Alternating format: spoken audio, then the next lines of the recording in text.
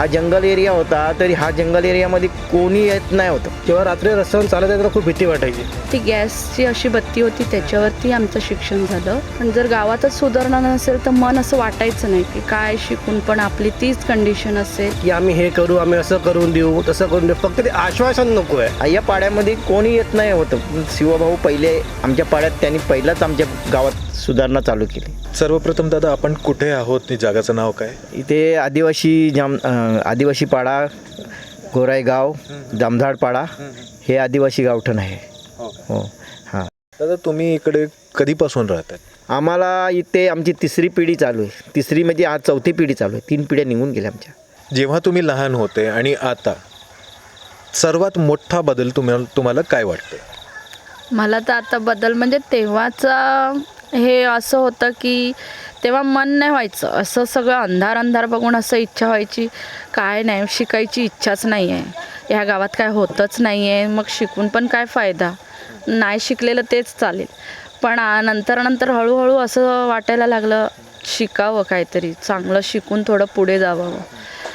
हळूहळू चेंज झालं. मग असं वाटायला लागलं की अजून बदल होईल आपल्या गावात. काही पहिला तर असं होतं जंगलच होतं पूर्ण, तेव्हा काही समजायचं नाही, कोण कुठे हरवलं काय हरवलं तेव्हा समजायचं नाही. आता जरा असं वाटते की आमचा गाव थोडा सुधरत चाललाय, अजून बरं वाटते. मग राहायला पण अजून मजा वाटते की गाव सोडून कुठे जावं असं वाटतच नाही. आमचं गाव आमच्यासाठी खूप लकी आहे की माझे जेवढे काही घरातले येतात ते असं बोलतात की बाबा तुमचं गाव एवढं छान आहे ना, गावची आठवण येते. मग आम्हाला माहीतच नाही तुमच्या गोराई गावात एक साईडला गाव पण आहे. मी हेच बोलणार होतो. तुम्हाला कसं वाटतं की मुंबईच्या आत असं एक गाव आहे? कसं वाटतं तुम्हाला हे जेव्हा? आम्हाला तर खूप आवडतं. आम्ही असं विचार करतो आमचं गाव आम्ही सोडून कधीच जायचं नाही. लोकांना हे विश्वास बसत नसेल. नाही आम्ही कुठे जात नाही. आम्हाला कुठे गेलं ना तर तो आमचा गाव, तो आम्हाला प्यारा आहे. म्हणजे आम्ही आमच्या गावासाठी किती रात झाली तरी आमच्या घरी येतो आम्ही, कारण आम्हाला बाहेर कुठे झोप नाही येत.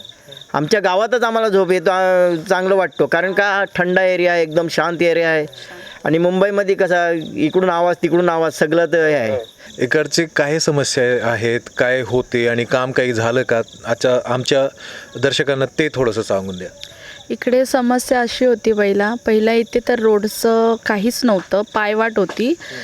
जसं गावात पायवाटेने बघायला आले, त्याच्यानंतर काहीतरी सुविधा करू या गावासाठी, तसे शिवाभाऊ आले. रोडचं थोडं काम म्हणजे बघितलं त्यांनी की रोड असा आहे, मुलं शाळेत जातात, कसे जातात, पूर्ण जंगल एरिया होती. मग हळूहळू त्याने रोड आम्हाला फक्त सिमेंट ब्लॉक टाईप रोड बनवून दिला. मग हळूहळू त्याने सिमेंटचा रोड बनवून दिला. त्याच्यानंतर मग असं रस्ता झाला. त्याच्यानंतर आम्हाला खुशी झाली की काहीतरी शिवाभाऊ करतायत, ते चांगल्यासाठी करतात. मग आम्ही आमच्या अटी काही थोड्या होत्या त्या आम्ही त्यांच्याकडे मागितल्या.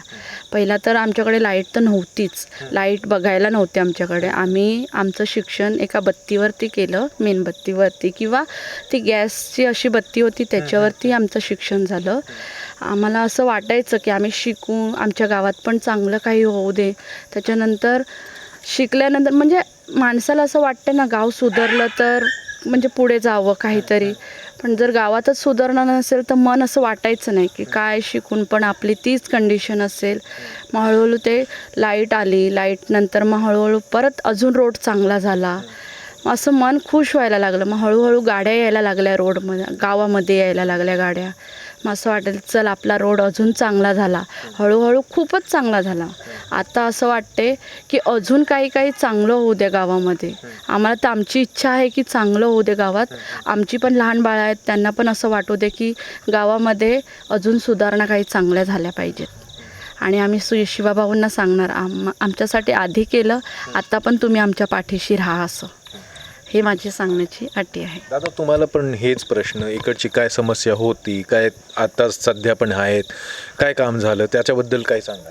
काम तरी खूप झालं. म्हणजे आमच्याकडे पाण्याचा डॅम बांधून दिले त्यांनी. कोणी बांधून दिलं? हे शिवासिटी भाऊनीच आमच्यासाठी केलेलं आहे, सरांनीच सगळं केलं. पाणी ते काय डॅम नाही होते, पाणी आता कपडे धुवायला कोण लोक बाहेर जायचे, पण ते त्याच्यासाठी डॅम बांधून दिले. पावसाळ्यात तो पाणी राहतो, पण आता काही ते लिकेज झालेले आहेत, तर ते पण रिपेरिंग करावे त्यांनी आणि चांगलं काही अजून थोडी सुधारणा करावी. आणि आमच्या गावात पायवाटा पण होत्या नाही होत्या पहिला, आता ते पायवाटा पण केलेले आहेत थोड्याफार, आणि अजून त्याच्या पुढे काहीतरी लोक अजून पुढचा रस्ता पण आमचा बाकी आहे. आता ते याच्यावर तर नाही आहेत, पण ते करतात कामं आमच्यासाठी करतात. म्हणजे या पाड्यामध्ये कोणी येत नाही होतं, पण शिवभाऊ पहिले आमच्या पाड्यात त्यांनी पहिलाच आमच्या गावात सुधारणा चालू केली. जेव्हा गेल्यानंतर ते जे नगरसेवक होते तेव्हा केलं होतं. हां, तेव्हा केलं, पण आता पण करतात, येतात असे गावात, आणि त्यांचं चक्कर चालूच असतं आमच्या गावात, येतात असतात. आणि त्यांच्यासारखे नगरसेवक आमच्या हा जंगल एरिया होता, तरी हा जंगल एरियामध्ये कोणी येत नाही होतं, तेव्हा त्यांनी खूप आमच्यासाठी केले. आता या गावात मला 15 वर्ष झाली. ॲक्च्युली मी इकडचं मूळ रहिवासी नाही आहे, हे पालघरमधलं आहे. जेव्हा आम्ही या गावामध्ये आलो तेव्हा हे लोक जी लाईट जी होती ती दुसऱ्यांकडून वायर खेचून ते लाईट वापरत होते. लाईटचं खूप समस्या होती इकडे. आणि प्लस जो रस्ता तो ब्लॉकचा रस्ता होता, रस्त्याला लाईट सोलर लॅम्प होते, पण सोलर लॅम्प मध्ये मध्ये कुठे चालू होते, कुठे बंद होते, कोणी अरे चोरीला पण नेले होते. तेव्हा रात्री रस्त्यावर चालत येताना खूप भीती वाटायची, कारण की पूर्ण रस्ता सुनसान होता आणि तेव्हा रस्ता ब्लॉकचा होता. 15 वर्षामध्ये बघितलं की थोडं डेव्हलप झालं. ते आले, त्यांनी बघितलं की रस्ता ब्लॉकचा खराब झाला होता, ब्लॉकचा रस्ता पुन्हा तुटला होता. त्यांनी बघितलं, मग त्यांनी ह्या कॉन्क्रीट रस्त्याचं कामाला सुरुवात केली आणि ते काम पूर्णपणे पारही पाडलं. त्यांनी लाईटची बी सुविधा त्यांनी करून दिली. हे 15 वर्षामध्ये त्यांनी बघितलं, खूप चांगलं काम केलेलं आहे. आणि त्यांचं ना कधी आले ना ते हाक मारून जाणारच जाणार.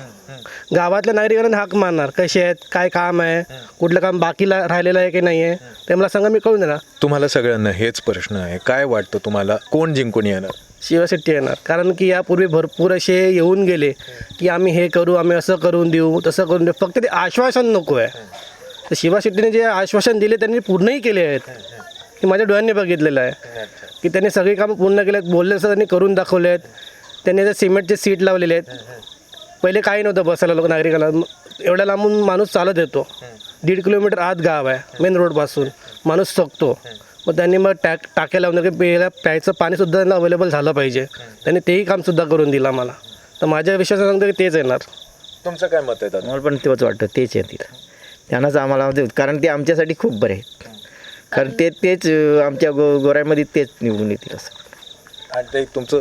आम्ही पण त्यांनाच सांगतोय की तुम्हीच या आणि नेहमी बघून जा, आम्ही तुम्हालाच वोट करणार आणि तुम्हीच या निवडून, असं आमचं सांगण्याचं मत आहे.